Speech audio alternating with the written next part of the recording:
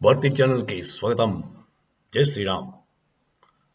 మొన్న new years ఈవ్ నాడు grand hotel అబిద్లో జరిగిన పని వాళ్ళు చేశారు. వెయిటర్ కస్టమర్లు కర్ర వచ్చి కొట్టారు. మరి ఎలా చేద్దాం అనుకుంటాడు వ్యాపారం బాగా.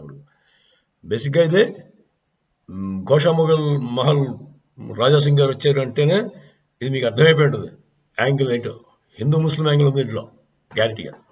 ఆడవాళ్ళు కొట్టారు వీళ్ళు వెయిటర్లు. ఓనరు ఏం పట్టించుకోలేదు. వెయిటర్లు వచ్చి కస్టమర్లు కొంతమంది ఆడవాళ్ళు కూడా ఉన్నారు, వాళ్ళకి కూడా దెబ్బలు తగ్గి. దాంతో మన రాజాసింగ్ గారు ఉన్నారు కదా టైగర్, ఆయన వచ్చి మొత్తం లోపల వేస్తారా, వీళ్ళందరినీ అరెస్ట్ చేస్తారా లేదా తగలెట్టేస్తాను హోటల్.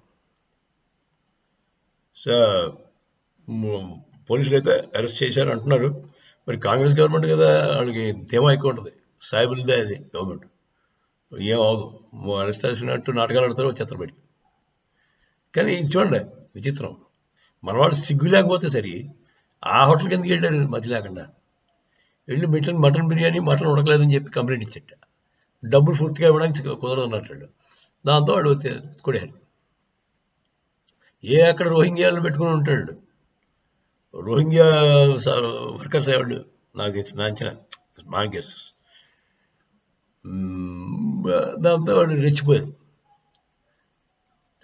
ఇలాంటి మీరు గమనించండి. ఇంకా సాయిబుల్ హోటల్కి వెళ్ళడం తగ్గించండి, హిందువులు బైకాట్ చేయడం మంచిది. ఈ మటన్ చికెన్ ఏంటంటే దరిద్రపు అలవాట్లు మనకి. మన హిందువులంతా శాకాహారం ఎక్కువ తినాలి.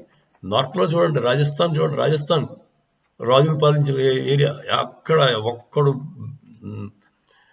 వెజిటేరియన్, అందరూ నాన్ వెజిటేరియన్ చాలా తక్కువ తింటారు, వెరీ ఫ్యూ. ఈ మధ్య మా పాడవుతున్నారు తప్ప. ఈ నాన్ వెజిటేరియన్ కూడా చాలా ప్రమాదకరంగా ఉందండి. మీ ఎప్పుడో చంపిన మేకను తీసుకొస్తారు, లేకపోతే జబ్బుతో తెచ్చిన మేకను తీసుకొచ్చి వండేస్తుంది. ఆ బాయిలర్ కూడా చూస్తేనే భయస్తుంది, వాడు నడవలేవు, వాడిని చంపేసేస్తారు. ఇంకా సాయిబుల దగ్గర తిన్నామంటే ఇంకా ప్రమాదం. వాడు ఉమ్ముతాడో ఉచ్చపోస్తాడో ఏమో తెలియదు. సో దీనికి ఈ యాంగిల్ కూడా ఉందండి. ఈ గోషామహల్ ఎమ్మెల్యే వచ్చారంటే నాకు అర్థమైంది, అలా అర్థం. ఇంకా ఫర్దర్ డీటెయిల్స్ వస్తే మీకు చెప్తాం. జై హింద్, జై శ్రీరామ్.